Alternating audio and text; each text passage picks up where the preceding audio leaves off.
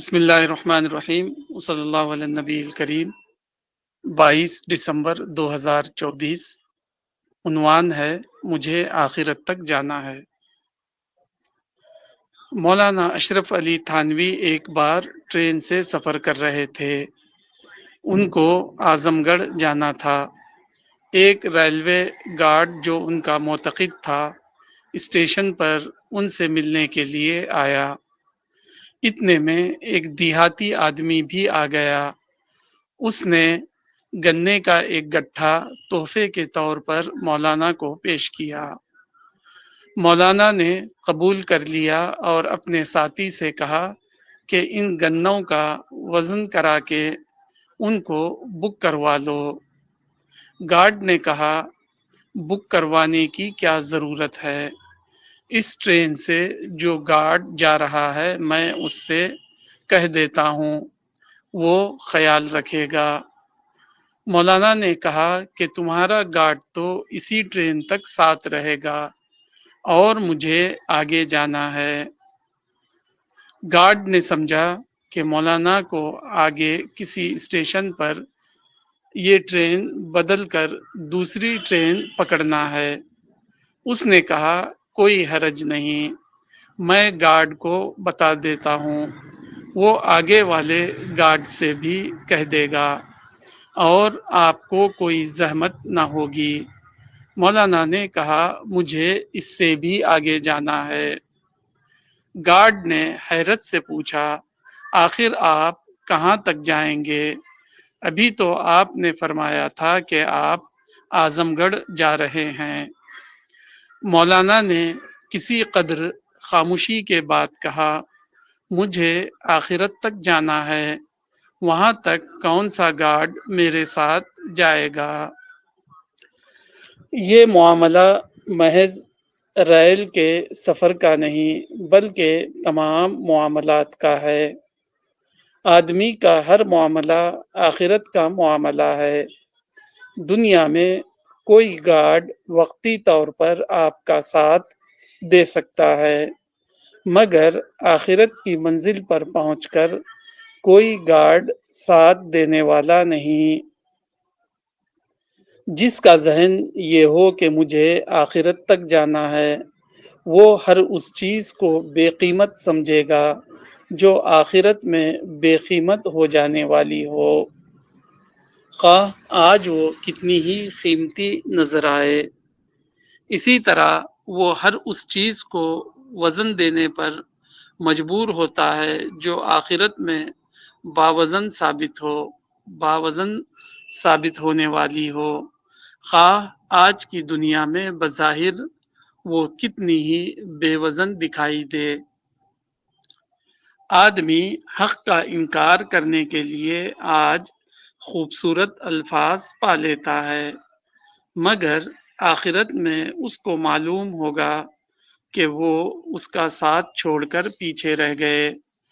आदमी ताकत के बल पर बेइंसाफी करता है और खुश होता है कि मजलूम उसका कुछ बिगाड़ नहीं सकता, मगर आखिरत में वो देखेगा कि उसकी ताकत पीछे की दुनिया में रह गई है। आखिरत में वो उसका साथ देने के लिए मौजूद नहीं है। आदमी के साजो सामान उसको धोखा देते हैं और वो अपने घमंड का मीनार खड़ा करता है, मगर आखिरत में वो पाएगा कि उसके वो साजो सामान उससे बहुत दूर हो चुके हैं जिनके ऊपर वो घमंड किया करता था। मोमिन और गैर मोमिन का फ़र्क एक लफ्ज़ में यह है कि गैर मोमिन ये समझ कर ज़िंदगी गुजारता है कि उसको इसी दुनिया में रहना है, और मोमिन इस नफ्सियात के साथ जीता है कि उसको आखिरत तक जाना है। नफ्सियात का ये फ़र्क दोनों की ज़िंदगियों में इतना ज़्यादा अमली फ़र्क पैदा कर देता है कि एक जहन्नम का मुस्तहिक हो जाता है और दूसरा जन्नत का। Article finish. जी, تو اس آرٹیکل میں جو پہلے بات کر رہا تھا آئیڈیولوجی کی، وہ اتنی کلیئرٹی کے ساتھ بتائی گئی ہے لاسٹ والے پیراگراف میں کہ وہی خلاصہ ہے کہ ایک مومن اور غیر مومن کا جو فرق ہے کہ وہ اس طرح سے جیتا ہے جیسے کہ اس کو آخرت تک جانا ہے، اور ایک غیر مومن جو ہوتا ہے وہ اس طرح سے جیتا ہے کہ اس کو اسی دنیا میں، یہی دنیا آخری ہے اور موت کے بعد ویسا ہی ہو جائے گا جیسا پیدا ہونے سے پہلے تھا، کچھ بھی نہیں۔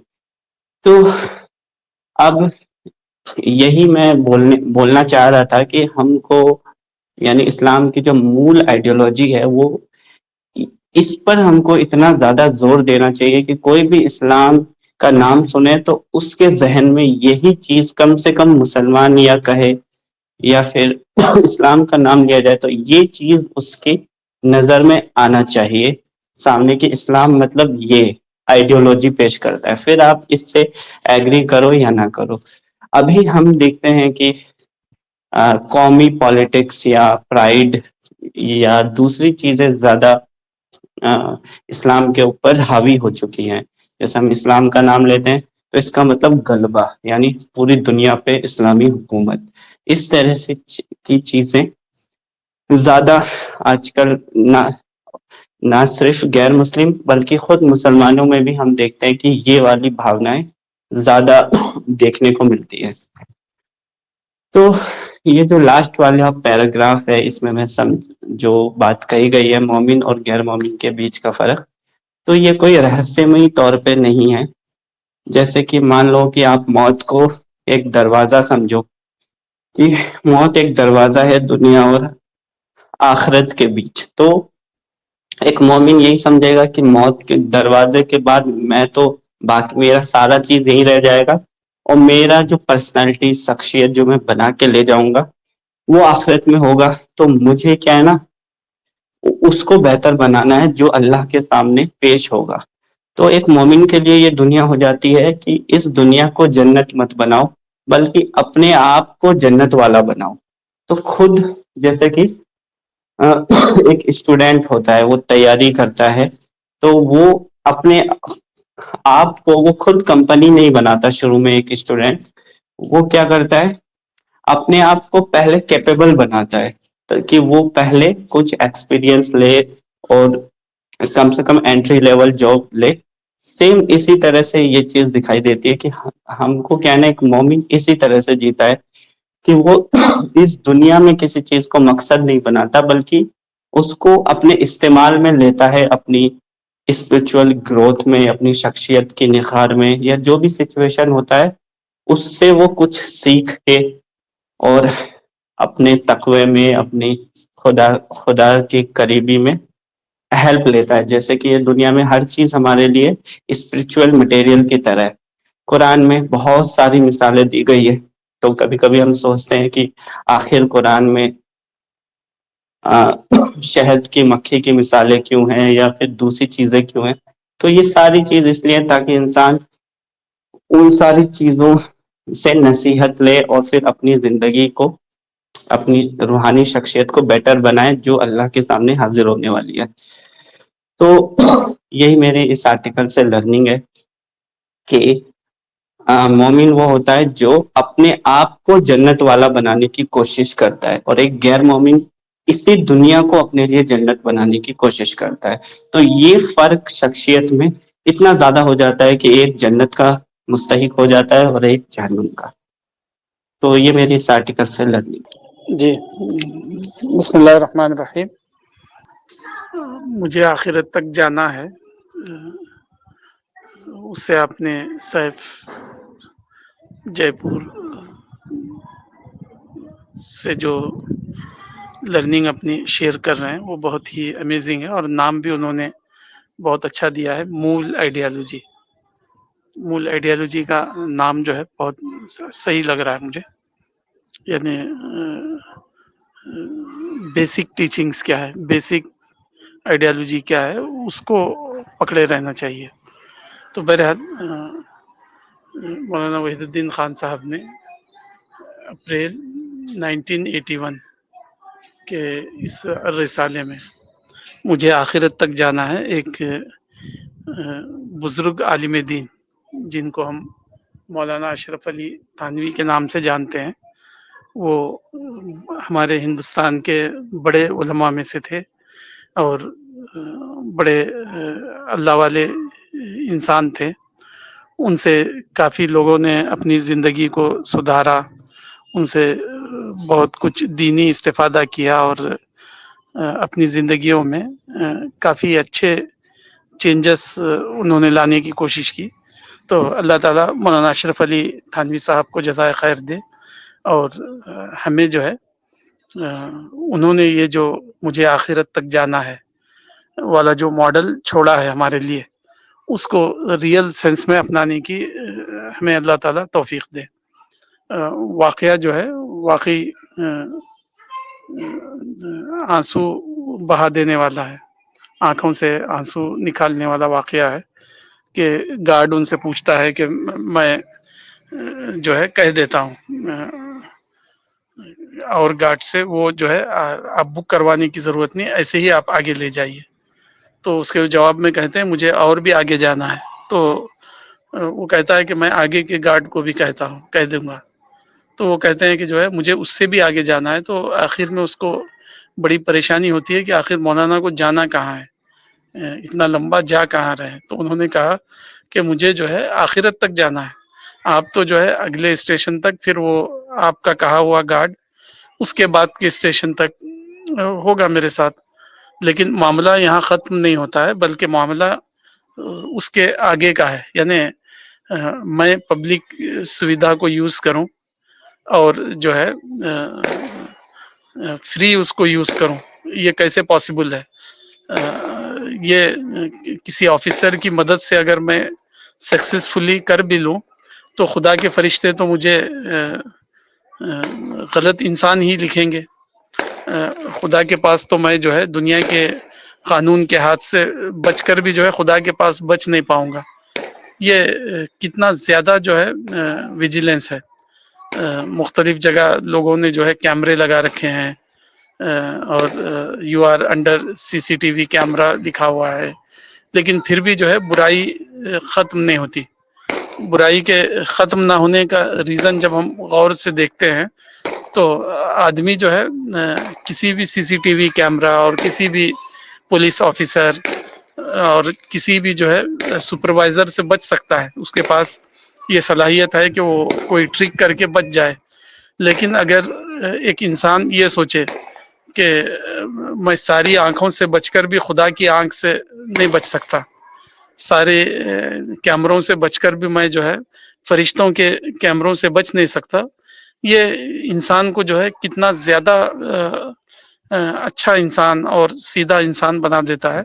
اس کا اندازہ مولانا اشرف علی تھانوی کے اس واقعے سے لگایا جا سکتا ہے. میں جو ہے آج کے اس لرننگ سیشن میں ایک دو اور اصحاب رسول کی زندگیوں سے ایک دو واقعات سنانا پسند کروں گا. جیسا کہ آپ کو پتا ہے حضرت خالد بن ولید ایک بہت بڑے جرنیل تھے، اسلامی فوج کے جو ہے بڑے کمانڈروں میں سے ایک کمانڈر مانے جاتے ہیں. ان کے ذریعے اللہ تعالیٰ نے جو ہے اس دور میں بڑے بڑے فتنوں کو دبایا تھا اور بڑے بڑے سرکشوں کو جو ہے انہوں نے سیدھا کیا تھا. تو جہاں بھی وہ جاتے تو کامیابی اور کامیابی پر کامیابی ملتی، فتح پر فتح ملتی. تو حضرت عمر نے کسی ریزن سے ان کو کمانڈر شپ سے یہ کر دیا، نکال دیا، فوج کی کمانڈر شپ سے نکال دیا. تو وہاں جو فوجی جو تھے ان کے ساتھ میدان جنگ میں، تو انہوں نے کہا کہ اے خالد بن ولید، آپ جو ہے عمر کے خلاف بغاوت کر دیجئے، عمر کے اس فیصلے کو نہ مانیے جس میں وہ آپ کو سبکدوش کر رہے ہیں، آپ کو جو ہے آپ کی پوسٹ سے نکال رہے ہیں، ریموول کر رہے ہیں، آپ کا ڈیموشن کر رہے ہیں. آپ اس فیصلے کو نہ مانیے، ہم آپ کا ساتھ دیں گے. تو حضرت خالد بن ولید نے جو ہے اپنے فوجیوں سے کہا کہ انی لا اقاتل فی سبیل عمر ولکن اقاتل فی سبیل رب عمر. حضرت خالد بن ولید نے جواب دیا، میں جو ہے عمر کے کاز میں جو ہے نہیں کرتا ہوں، میں عمر کے راستے میں میری یہ جنگیں نہیں ہیں، بلکہ جو ہے عمر کے رب کے راستے میں میری یہ ملٹری ایکٹیویٹیز ہے. میں جو یہ اپنی ملٹری سروس جو دے رہا ہوں وہ عمر کو خوش کرنے کے لیے نہیں، بلکہ عمر کے رب کو خوش کرنے کے لیے. تو یہ اتنا عجیب و غریب جواب ہے، تاریخ میں جو ہے غالباً ایسا جواب پھر ایسا کوئی دوسرا کیریکٹر غالباً جو ہے موجود نہیں ہوگا. اسی طرح ایک اور واقعہ مجھے یاد آ رہا ہے کہ جب قادسیہ کی جنگ ہوئی، قادسیہ کی جنگ کے بعد جو ہے ایران جو ہے مسلمانوں کے اس میں آیا، ٹیریٹری میں آیا، اور مسلمان جو ہے ایران کو ون کرتے ہیں. ون کرنے کے بعد آپ کو جیسا کہ پتا ہے اس دور میں یہ ہوتا تھا، مال غنیمت اکٹھا کیا جاتا تھا. جس جو قوم ہار جاتی تھی وہ قوم کا جو مال ہے وہ اکٹھا کیا جاتا تھا. تو جب مال غنیمت اکٹھا کیا جا رہا تھا تو کسرا کا جو تاج جو تھا، کسرا یعنی ایران کی جو یہ تھے تھرون پر جو لوگ بیٹھتے تھے، وہ لوگ جو تاج پہنتے تھے اس کو کسرا کا تاج کہتے ہیں، جو بہت ہی اسٹیمڈ اور بہت ریسپیکٹ فل چیز تھی. تو وہ کسی فوجی کو ہاتھ لگ گیا، کسرا کا تاج. تو وہ فوجی جو ہے چاہے تو اس کو غائب کر سکتا تھا، اگر وہ اس کو رکھ بھی لیتا تو کوئی اس کو پکڑنے والا نہیں تھا، اس کو اتفاق سے اس کے ہاتھ لگ گیا تھا. تو رات کے اندھیرے میں وہ جو ہے اپنے سپہ سالار جو تھے، غالباً سعد بن وقاص تھے یا عمر بن العاص تھے، ان کے خیمے کے قریب گیا، ان کے ٹینٹ کے قریب گیا اور اس تاج کو اس نے رات کے اندھیرے میں مال غنیمت کے ذخیرے کے اندر رکھ دیا. رکھ کر وہ جا رہا تھا تو حضرت سعد یا عمر بن العاص جو تھے ان کے جرنیل، ان کے سپہ سالار، انہوں نے پوچھا کہ کون ہے، تمہارا نام کیا ہے؟ تو وہ کہتا ہے کہ جو ہے جس کے لیے میں یہ کر رہا ہوں وہ میرا نام اچھی طرح جانتا ہے. یہ کہہ کر وہ اپنا نام بتائے بغیر وہاں سے غائب ہو گیا رات کے اندھیرے میں. تو تاریخ میں آج تک کسی کو پتا نہیں ہے کہ وہ انسان کون تھا جس کو کسرا کا تاج ملا اور اس نے لے جا کر مال غنیمت میں اس کو ڈپازٹ کرا دیا.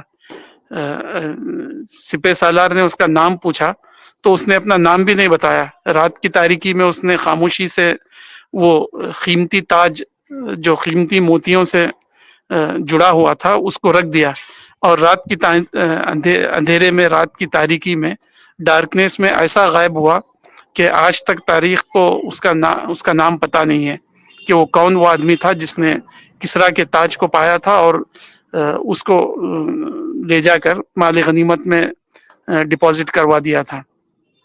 تو ایسے عجیب و غریب لوگ پائے گئے ہیں جن کو اس بات سے کوئی مطلب نہیں تھا کہ لوگ ہمیں انعام دیں گے یا لوگ ہم سے ناراض ہوں گے.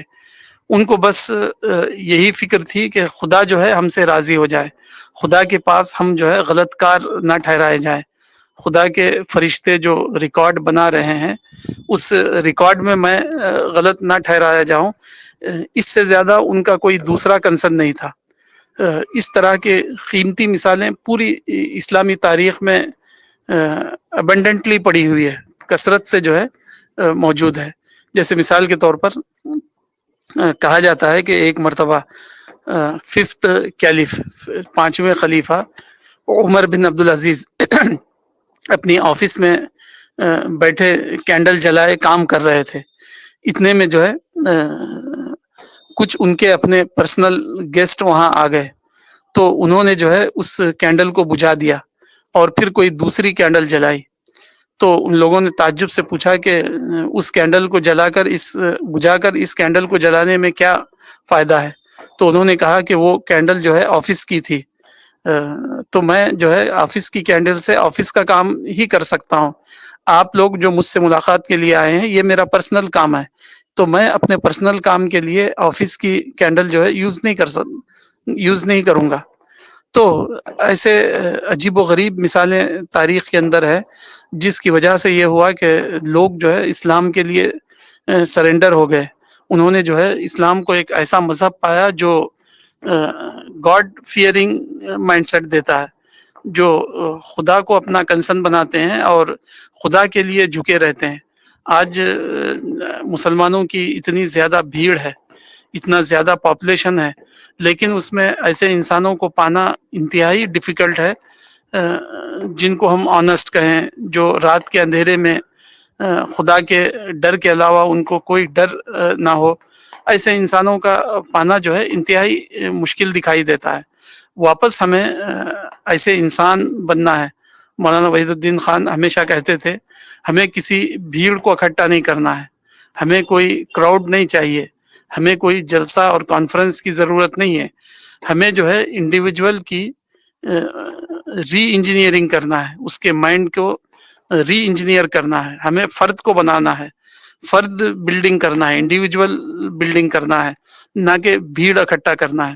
تو رسول اور اصحاب رسول نے یہی کام کیا تھا کہ ایک ایک فرد کے مائنڈ کو انہوں نے ایڈریس کیا. ایک ایک فرد کے لیے وہ خود کیریکٹر کا پہاڑ بن گئے تھے. تو اس کا یہ نتیجہ تھا کہ اسلام جو ہے دنیا کی لوگوں کی نظر میں ایک اسیٹ بن گیا. آج ہمارے اپنے کیریکٹر کی وجہ سے اسلام کو ایک لائبلٹی اور ایک بوجھ سمجھا جانے لگا ہے. تو بہرحال اسلامی تاریخ کے اندر ہم دیکھتے ہیں تو ایسے بے شمار واقعات ہیں. مولانا اشرف علی تھانوی صاحب کے جیسے بے شمار ہم کو واقعات ملیں گے. مثال کے طور پر کسی بادشاہ کا مولانا نے اسباق تاریخ کتاب میں ذکر کیا ہے کہ ایک بڑھیا تھی اس کے زمانے میں. تو اس بڑھیا کے کھیت یا زمین پر بادشاہ کے کسی وزیر نے یا بادشاہ نے خود جو ہے قبضہ کر لیا تھا. اب وہ جو ہے اپنی زمین کی واپسی کے لیے دربار میں جاتی، لیکن اس کی کوئی سنوائی نہ ہوتی اور وہ واپس آتی. تو اتفاق سے اس بوڑھیا کی جھوپڑی کے قریب میں کوئی پل تھا، کوئی برج تھا. تو اس برج سے جو ہے بڑھیا گزر رہی تھی، اچانک سامنے سے وقت کا بادشاہ گھوڑے پر سوار جو ہے اس پل پر سے پار ہو رہا تھا. تو اس بڑھیا نے جو ہے اس کے گھوڑے کو روک کر کہا کہ کیا تو میرا فیصلہ اس پل پر کرے گا یا اس پل پر فیصلہ کرے گا، یا اس پل پر جو ہے خدا کے فیصلے کا سامنا کرے گا. یعنی اس کی مراد یہ تھی میری زمین کو جو ہے انصاف کے ساتھ جو ہے واپس کر دے، اسی پل پر اس کا فیصلہ کر دے، ورنہ جو ہے پل صراط پر جو ہے میں تجھے پکڑ لوں گی، تو وہاں تو جو ہے تجھے بھاری قیمت اس کی دینے پڑے گی. تو اتنا بڑا وقت کا بادشاہ جو ہے فوراً اپنے گھوڑے سے اتر گیا، تاریخ میں آتا ہے، اور اس نے جو ہے اس بڑھیا کے ساتھ انصاف کا معاملہ کیا. تو اس سے اندازہ لگتا ہے کہ خدا کا خوف ایسی چیز ہے. سرکش سے سرکش انسان، طاقتور سے طاقتور انسان، بہادر سے بہادر انسان کو وہ جو ہے مین کٹ ٹو سائز بنا دیتا ہے. خدا کا خوف ایک ایسی چیز ہے، وہ رات کا اندھیرا ہو یا دن کا اجالا ہو، انسان اگر اس کو صحیح سے پکڑ لے، ہم اس کو اپنی زندگیوں میں صحیح سے اپنا لیں، تو پھر ہمیں کسی سی سی ٹی وی کیمرے کی، کسی سپروائزر کی خوشنودی یا اس کی ناراضگی کی اہمیت نہیں ہوگی. ہمارے پاس ساری اہمیت اس بات کی ہوگی کہ خدا کے فرشتے مجھے کیا لکھیں گے. دیر یا سویر میں جو ہے خدا کے سامنے حاضر کر دیا جاؤں گا. موت کا فرشتہ مجھے جو ہے خدا کے دربار میں حاضر کرنے والا ہے، چاہے وہ جوانی میں مجھے پکڑ کر خدا کے سامنے حاضر کر دے یا میری ادھیڑ عمر میں یا بڑھاپے میں، آخر جو ہے خدا کے سامنے مجھے حاضر ہونا ہی ہے. تو میری یہ سرکشیاں، میری یہ نادانیاں، میرا یہ انجسٹ ایٹیٹیوڈ مجھے کہاں خدا کے سامنے کھڑا کرے گا. تو اس بات کو اگر ہم اچھی طرح سے سوچ لیں، جیسا کہ سورہ نازیات میں بتایا گیا، وَأَمَّا مَنْ خَافَ مَقَامَ رَبِّهِ وَنَهَى النَّفْسَ عَنِ الْهَوَىٰ، رہا وہ شخص جو خدا کے سامنے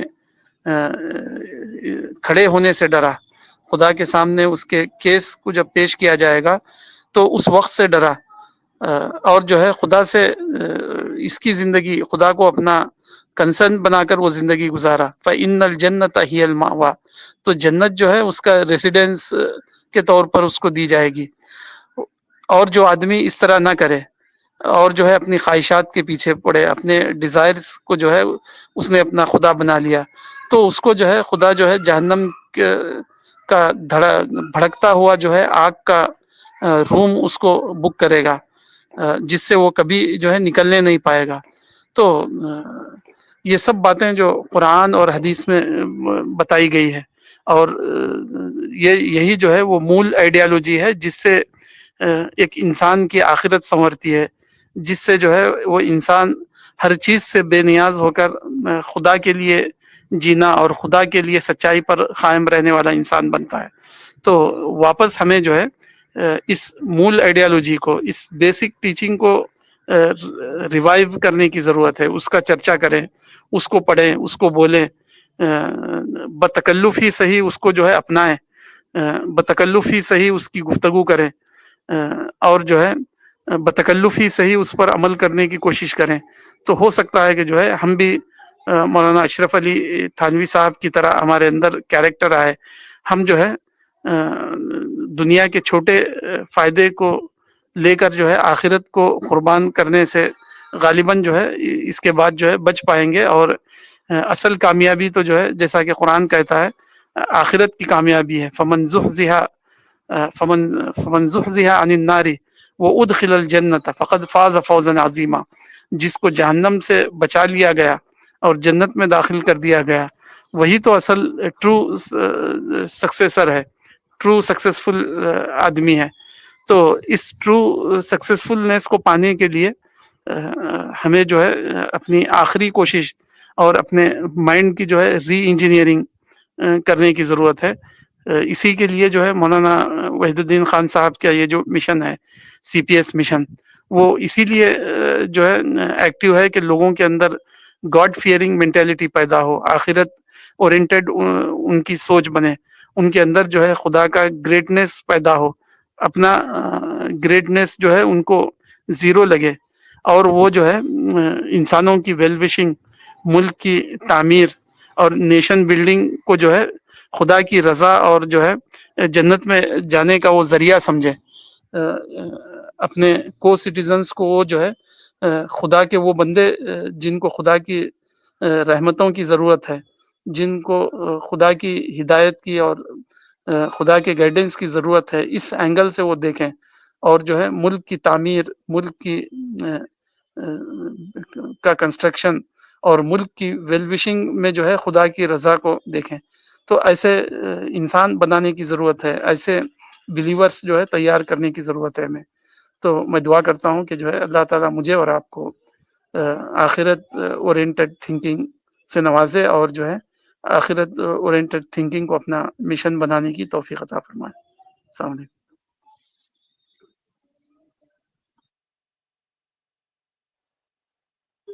جی جی، تو آپ نے جو یہ مثالیں دی اور دو صحابی رسول کی، تو میں یہ سوچ رہا تھا، ایک واقعہ بھی یاد آیا کہ حضرت علی کے دور میں کسی نے ان سے یہ شکایت کی تھی کہ حضرت عمر کے دور میں تو اتنا اچھا مسلمان رہتے تھے، تو لیکن آپ کے دور میں مسلمان آپس میں کیوں لڑ رہے ہیں؟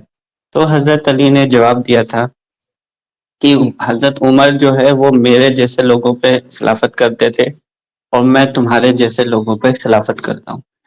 تو اس سے ہم کو کیا نبی کا کنٹریبیوشن سمجھ میں آتا ہے کہ نبی نے انڈیویژولی لوگوں پر کس طرح سے کام کیا، کہ ان کا جو ریئل پارٹ تھا، جیسے بہت ساری چیزیں ہوتی ہے کہ ریئل ہوتا ہے، ریلیونٹ ہوتا ہے اور ارریلیونٹ ہوتا ہے، ہر چیز کی اپنی اپنی امپورٹینس ہوتی ہے.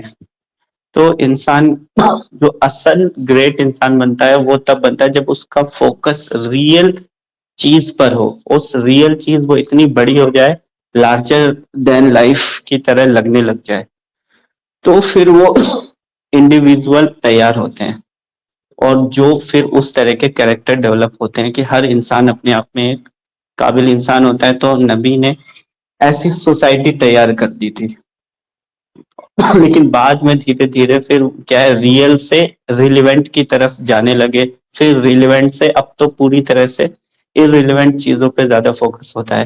اسلام کتنا خوبصورت مذہب ہے، پیارا مذہب ہے، کوئی زیادہ تر پرائڈ والی کمنٹ ہوتا ہے، تو آج تو پوری طرح سے ارریلیونٹ چیزوں پہ فوکس ہے۔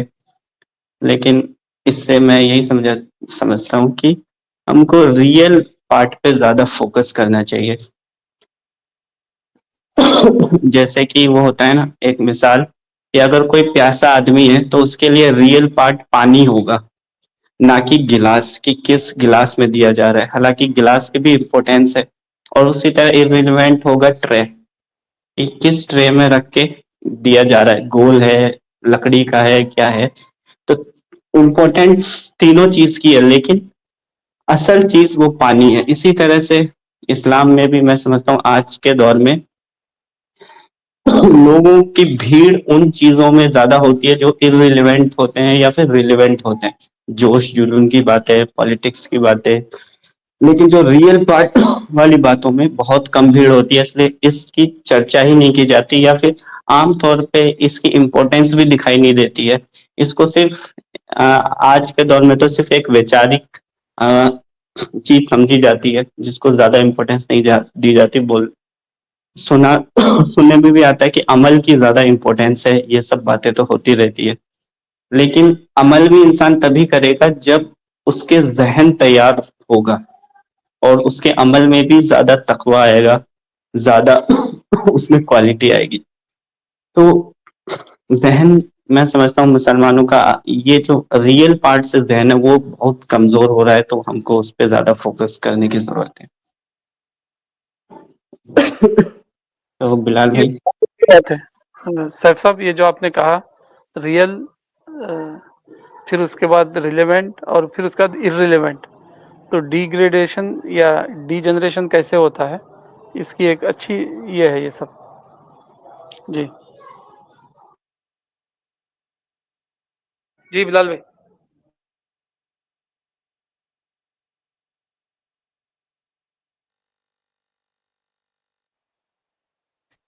ہاں السلام علیکم۔ آج ہم لوگ کے بیچ میں ایکچولی میں انٹروڈیوس کرانا چاہ رہا تھا، طیبہ آئی ہیں۔ طیبہ ہمارے آفس سے ہیں، دہلی میں ہی پوسٹڈ ہے، گونڈا یو پی سے بلانگ کرتی ہیں۔ سن پا رہے ہیں اچھا، آپ مجھے؟ جی جی سن رہا۔ جی فیاض بھائی، مولانا فیاض صاحب ہیں طیبہ یہاں پر، مولانا فیاض عمری عالم دین ہیں، اور ہمارے بھائی سیف بھائی ہیں۔ میں معافی چاہوں گا، تھوڑا لیٹ سے جوائن کیا، میں 2-3 میٹنگز چل رہی تھی، ان کو وائنڈ اپ کر کے جوائن کر پایا۔ اور میں نے فیاض بھائی کی بات سنی، جب قادسیہ والے پوائنٹ سے میں نے سنی، تو مطلب لگ بھگ فیاض بھائی نے ساری بات کہہ دی ہے، اور کوئی مجھے ایسے ایڈیشنل پوائنٹ کچھ دماغ میں آ نہیں رہا ہے، ذہن بھی اس طرح سے پریپیئرڈ نہیں ہو پایا میٹنگ کے لیے۔ تو آپ لوگ سے ہی سیکھا، ابھی صاحب بھائی نے جو بات بتائی وہ بھی بہت ریلیونٹ لگی۔ تو طیبہ سے آپ لوگ کچھ سنیں، کچھ اگر وہ اپنے ایکسپیرینس بتائے کیسا لگا ان کو، یا پڑھ کے کچھ ان کے دماغ میں کوئی بات پوائنٹ آ رہی ہو، یا کوئی سوال آ رہا ہو طیبہ مولانا کے مشن سے ریلیٹڈ، تو آپ وہ بھی پوچھ سکتی ہیں۔ طیبہ بہت چھوٹی ہیں فیاض بھائی، بہت چھوٹی بہن ہے ہماری۔ ہاں، انہوں نے ابھی جسٹ جوائن کیا ہے 1-2 مہینے پہلے ڈپارٹمنٹ۔ اچھا اچھا جی اچھا۔ جی طیبہ بولیے۔ جی السلام علیکم۔ وعلیکم السلام۔ میں نے اپنا انٹروڈیوس سر دے دیا ہے سب پہلے ہی، آپ لیٹ جوائن ہوئے۔ اوہ سوری سوری سوری۔ اچھا، تو آپ لوگ جان ہی گئے ہیں تو پھر طیبہ کے بارے میں، طیبہ تو بتاؤ کچھ پڑھا جو آپ نے آرٹیکل، کچھ اس میں کیا سمجھ میں آ رہا ہے آپ کو؟ ابھی تو میں نے سنا ہے لیکن پڑھا نہیں تھا۔ اوکے، ہم لوگ اس طرح سے کرتے ہیں ایوری سنڈے انشاءاللہ، اور اگر آپ کو صحیح لگے تو آپ جوائن کر لینا۔ یہ بک کلب کا میں آپ کو لنک دے دوں گا، جو گروپ ہے ہمارا، تو اس میں میٹنگز کا لنکس آتے رہتے ہیں۔ ایک فرائیڈے کو کرتے ہیں ہم، اور ایک سنڈے کو کرتے ہیں۔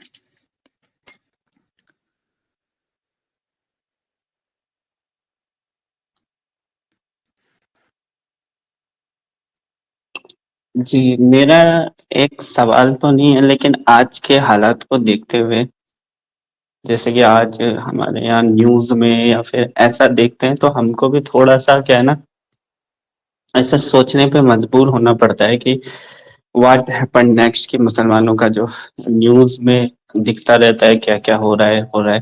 تو اس میں تھوڑا سا میں چاہتا ہوں کہ آپ بتائیں ہم اس کو کس طرح سے دیکھیں. ایسا لگتا ہے کہ مسلمانوں پہ ہر طرف سے اب تو گھیرا بندی ہو رہی ہے.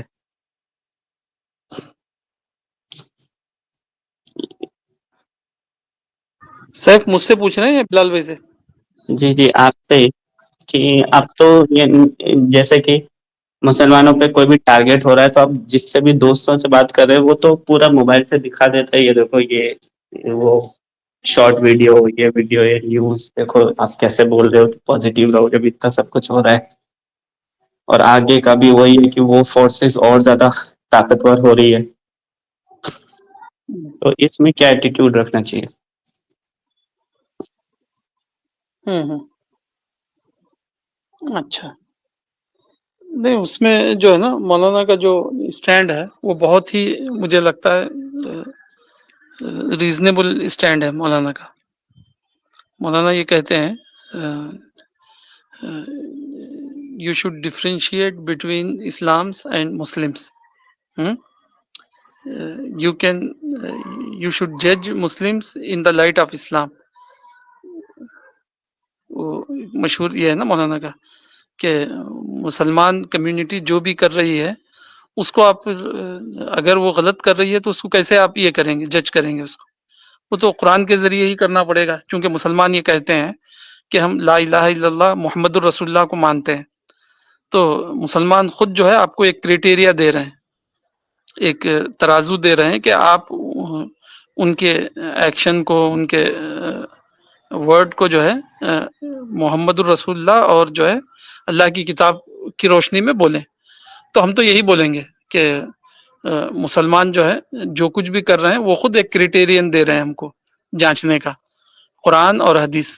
تو وہ قرآن و حدیث کے موافق ہے تو ٹھیک ہے، نہیں تو ہم جو ہے اس کو غلط بولیں گے، اس کو چاہے وہ مسلمانوں کے اگینسٹ ہی کیوں نہ ہو. تو مولانا تو یہی کرتے تھے پوری زندگی. نہیں مولانا نہیں، یہاں مسلمانوں کے ایکشن کی بات نہیں، مسلمانوں پر جو ہو رہا ہے، جو آج حالات بن رہے ہیں اپوزٹ کمیونٹی کی وجہ سے، تو مسلمانوں کے پاس بھی بہت سارا ایسا چیز ہے کہ جب بھی یہ چیز زیادہ ہی چرچا ہو رہی ہے. اب تو ہر گھر میں یہ سب باتیں ہو رہی ہیں، یہ نیوز میں تو کیا چل رہا ہے، ماحول میں کیا چل رہا ہے. صحیح تو ہے جو چرچا ہو رہی ہے. یعنی مولانا یہ کہتے تھے مسلمان جو ہے کیا کہتے ہیں، آپ بیل مجھے مار کے کام کرتے ہیں.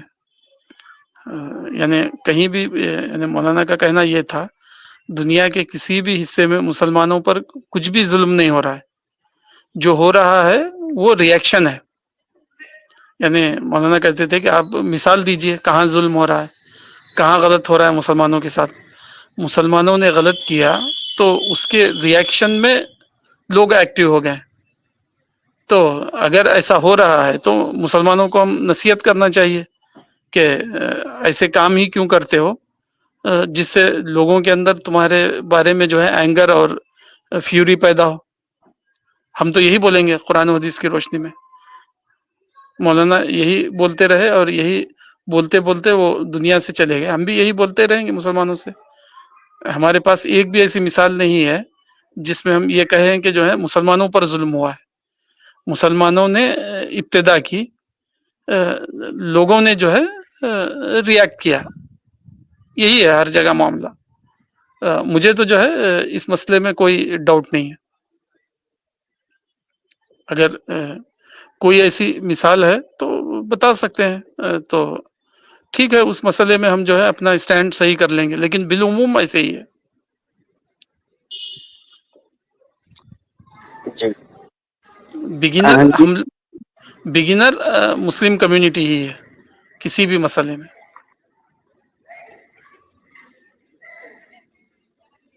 جی تو یہ بھی ہے کہ ہم کو ہر حال میں ریئلسٹک ایکشن کو اڈاپٹ کرنا چاہیے، ری ایکشن والا بالکل بھی نہیں. تھنکنگ بھی نہیں کرنی چاہیے. قرآن کے اندر وہ ہے نا، کئی جگہ ہے قرآن میں، 2 یا 3 جگہ ہے، یا ایھا الذین آمنوا کونوا قوامین بالقسط شہداء للہ، یعنی اے مسلمانوں، اے ایمان والو، انصاف کے علمبردار بنو، انصاف کی بات کرو، اگرچہ کہ وہ جو ہے تمہارے اپنے خلاف ہی کیوں نہ ہو، اپنے رشتہ داروں کے خلاف ہی کیوں نہ ہو، کسی کے بھی خلاف کیوں نہ ہو، اگر وہ سچائی ہے تو سچائی کو جو ہے اوپنلی بولو، اوپنلی پروناؤنس کرو اس کو، چاہے کسی کو پسند آئے کسی کو پسند نہ آئے. تو یہی ہمارے پوری تاریخ میں ہمارے علماء، ہمارے صالحین، ہمارے نیک لوگ یہی کرتے رہے، ہم بھی یہی کریں گے.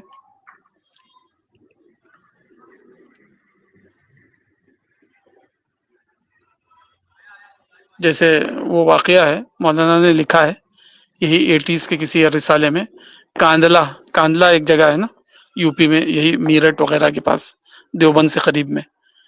تو کاندلہ کا ایک واقعہ لکھا ہے کہ انگریزوں کا زمانہ تھا، تو ایک جگہ کے بارے میں ڈسپیوٹ ہو گیا کہ مسلمان کہتے تھے کہ وہ ہماری مسجد کی جگہ ہے، ہندو کہتے تھے کہ نہیں وہ جو ہے مسجد کی جگہ نہیں ہے.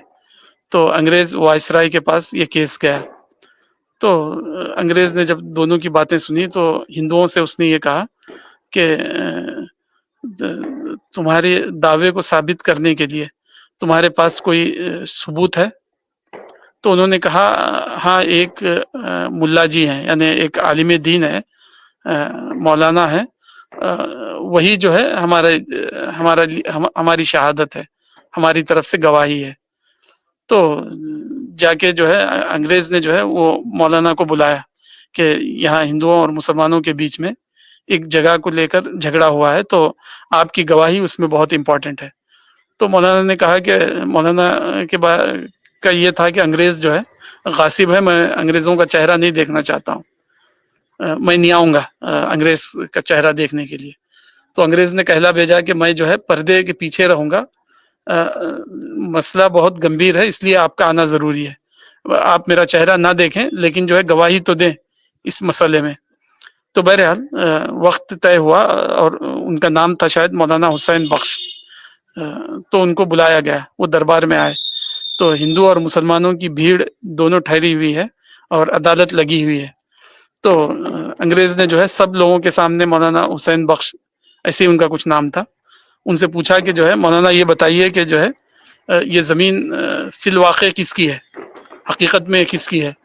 تو انہوں نے کہا کہ جو ہے مسلمان جو ہے اس معاملے میں جو ہے بالکل غلط ہیں، یہ زمین مسجد کی نہیں ہے، یہ ہندوؤں کی ہے. تو سارے مسلمان سر پیٹنے لگے کہ مولوی نے ہمیں ذلیل کیا، مولوی نے جو ہے ہندوؤں کے سامنے ہمیں یہ کر دیا، شرمندہ کر دیا. لیکن جو ہے انگریز نے فیصلہ دے دیا اور زمین ہندوؤں کو ملی اور مسلمانوں کو نہیں ملی ہو. لیکن اس کا اثر اتنا یہ ہوا کہ پورے گاؤں میں جو ہے اسلام کا چرچا ہو گیا، پورے گاؤں کے اندر اسلام کا بول بالا ہو گیا، اور بہت سارے لوگوں نے اسلام کی سچائی کے سامنے اپنے آپ کو سرنڈر کر دیا. تو ہمیں یہ دیکھنا چاہیے کہ لوگ کیا چرچا کر رہے ہیں یہ امپورٹنٹ نہیں ہے، بلکہ ہم جو کر رہے ہیں وہ رائٹ ہے یا رانگ، قرآن اور حدیث اور ریالٹی کے حساب سے. اگر وہ سچائی ہے تو آپ اس کو سچائی کہیں، اگر وہ غلط ہے تو قرآن کہتا ہے کہ اپنے خلاف بھی اگر تم کو گواہی دینا پڑے تو آپ دیجئے گواہی، اپنی کمیونٹی کے خلاف، اپنے اس کے خلاف. لوگ کیا چرچا کر رہے ہیں اس کا امپورٹنٹ نہیں ہے ہمارے پاس، خدا کے پاس ہمارا کیا معاملہ ہے، کیا ہم وہاں سچے ہیں یا غلط ہیں، وہ زیادہ امپورٹنٹ ہے.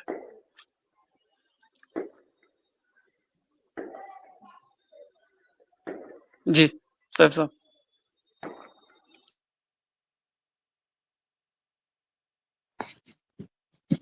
ٹھیک ہے، تو پھر اس سیشن کا اینڈ کرتے ہیں، یا بلال بھائی آپ کا کچھ بولنا ہے؟ نہیں، آپ کے سوال پہ مولانا کا ایک آنسر مجھے یاد آ رہا تھا، تو میں جسٹ اس کو دیتا ہوں آپ کے لیے. کیا کرنا چاہیے؟ تو مولانا کہتے تھے کہ ہمارے جو برادران وطن ہیں، جو ہمارے مدعو بھائی ہیں، بھائی بہن ہیں، وہ مسٹر عبدل کو جانتے ہیں، न्यूज़ पेपर में जिस अब्दुल के बारे में पढ़ते हैं उसको जानते हैं, वो अपने बगल में करीब में जो अब्दुल है उसको नहीं जानते हैं। तो ये यहीं पर सॉल्यूशन है कि जो प्रोपेगेंडा अगर चलता है तो एक तो जो फैयाज भाई ने कहा, दूसरा है कि इसका मतलब ये है कि आपको रिलेशनशिप इस्टेब्लिश करना पड़ेगा, बहुत अच्छा रिलेशनशिप इस्टेब्लिश करना पड़ेगा, बहुत अच्छे नेबर होकर के रहना पड़ेगा, ताकि किसी भी आदमी को आपसे कोई तकलीफ ना हो। आप लोगों से मिलिए। हम मुस्लिम्स क्या है, घेटो मेंटालिटी में जीते हैं। उसके रीज़न जो भी हैं, सेफ्टी के लिए, इसके नाम से उसके नाम से, मगर इसके वजह से क्या होता है, दोनों कम्युनिटी के बीच में इंटरेक्शन नहीं होता है। तो एक आदमी एक नॉन मुस्लिम आदमी किसी मुस्लिम से कभी उसका कोई उसका रिलेशन नहीं होता है, कभी कोई मुलाकात नहीं होती है, तो उससे वो खौफ खाता है, डरता है। बट जब वो एक इंसान के तौर पे जब वो देखने लगता है, जब मुलाकात होती है, तो वो जान जाता है कि ये तो मेरे तरह एक इंसान ही है, इसके भी मेरे तरह ही सोच है। और इनफैक्ट अगर आप बहुत ज़्यादा अगर दीन के बारे में अवेयर हैं, तो आप बहुत ही अच्छा किरदार पेश कीजिए और बहुत ही ज़्यादा उसकी अपने तरफ से खैरख्वाही का ये दिखाइए। आप आगे बढ़ के एग्जाम्पल सेट कीजिए। इससे क्या होगा कि उनको समझ में आएगा कि जो भी हमने सुना था और जाना था वो सब गलत था, क्योंकि ये इंसान भी तो मुसलमान है और इसका बिहेवियर तो ऐसा नहीं है। तो यही करने का काम है साहब भाई। ये मेरे ख्याल से ये 2 पॉइंट्स शायद आपको हेल्प करे आपके आंसर के लिए।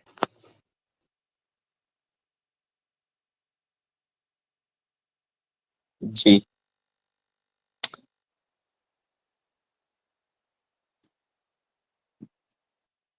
हमारे ऑफिस में एक साहब थे नहीं हैं। जब उन्होंने एक घर लिया, तो उनको मालूम चला रजिस्ट्री के बाद कि उनके पड़ोस में जो घर लिया है जिस बंदे ने, और उसने बिल्डर ने एक मुस्लिम को घर बेच दिया है। ठीक है, तो इससे वो इंसान बहुत परेशान हुआ, बहुत ज़्यादा परेशान हो गया, एकदम घर को बेचने चाहने लगा, परेशान हो गया। तो मैं आपको बताता हूँ, जब वो बंदा ऑफिस में आके जब उसने ये बात डिक्लेयर की, लोगों को मालूम चला, तो पूरे ऑफिस में I was the only Muslim and there were other non Muslim staff, all are non Muslim. सब ने उस भाई को गलत कहा कि यार तू आज के एज में तो कैसी मेंटालिटी रखता है, तो कहाँ से आया यार, तो कैसी बातें करता है, एक मुसलमान तेरे पड़ोस में आ जाएगा तो तू घर बेच देगा, क्या वो आदमी नहीं है, क्या उसको रहने का हक नहीं है, घर लेने का हक नहीं है। तो शायद भाई जब आप फील्ड में उतरेंगे ना, तो आपको दिखेगा कि ऐसे बहुत सारे इंस्टेंसेस हैं। अच्छा हाँ, और फिर आगे चल के वो भाई बहुत घबराया हुआ था, तो उसको ना कोई भी रीजनिंग मदद नहीं कर रही थी। ठीक है, तो उसने मुझसे कहा कि आप अपनी वाइफ से मुझे एक बार बात करवा दीजिए, वो क्या कहती हैं इस बारे में। तो मैंने अपने वाइफ से डिस्कस किया, मतलब मारिया से डिस्कस किया। मारिया ने कहा कि मैं उसको क्या हेल्प करूंगी, जब वो इतना पैनिक्ड है तो इसमें मैं क्या हेल्प करूंगी। तो मैंने उसको सिर्फ और सिर्फ उसको ना ये याद दिलाया उस बंदे को, बोले देख तेरी भाभी तो बोल रही है कि भाई तेरा चॉइस है, तो इंसान को इंसान की तरह देखना चाहिए। अब जो तुम्हारा डर है उसको तो मैं तो निकाल नहीं सकती। तुमको ये भी देखना चाहिए कि तुम बिलाल के साथ में भी तो रहते हो, तुम बिलाल से तो बहुत कंफर्टेबल हो, तुमको तो उससे तो डर नहीं लगता। तो अगर उससे डर नहीं लगता तो तुम एक नए आदमी से क्यों डर रहे हो। बट ये हो सकता है कि एक अनजान आदमी का एक डर होता है, वो एक अलग बात है।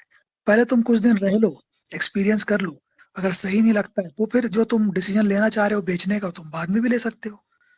तो मैंने भी उसको इसी लाइन में बात समझाई कि आप प्लीज, आपने इतना मेहनत किया है इस घर को बनाने में, इस घर को बनते हुए देखा है आपने, अब इसके लिए इतना भाग दौड़ किया है, अब आप इसको तुरंत बेच के फिर से आप दोबारा इतना भाग दौड़ करने का आपके अंदर हिम्मत है कि आप फिर 1 साल 1.5 साल आप भाग दौड़ करेंगे।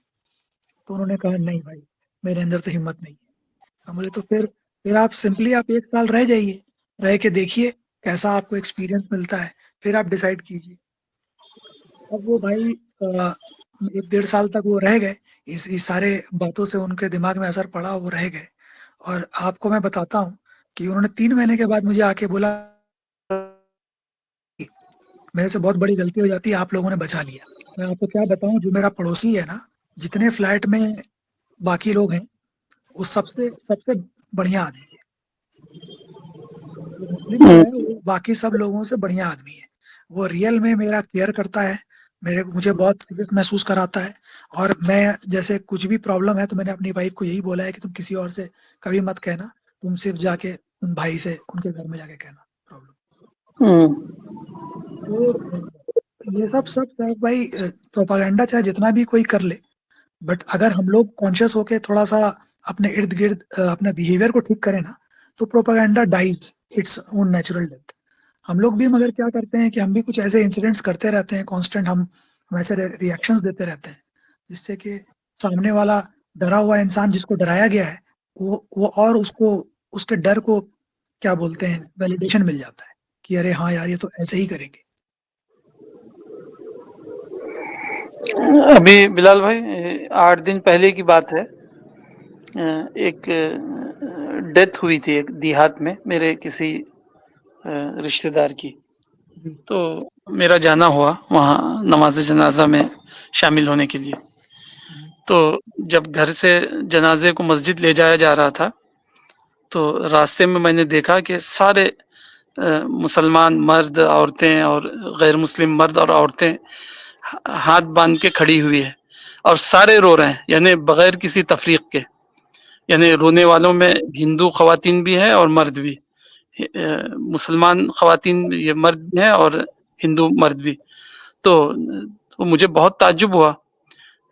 तो बाद में मैंने पूछा लोगों से कि इतना क्यों अटैचमेंट है। तो वो लोग कहते हैं कि जो है ना इस गांव के अंदर जो है सब लोग ऐसे ही रहते हैं।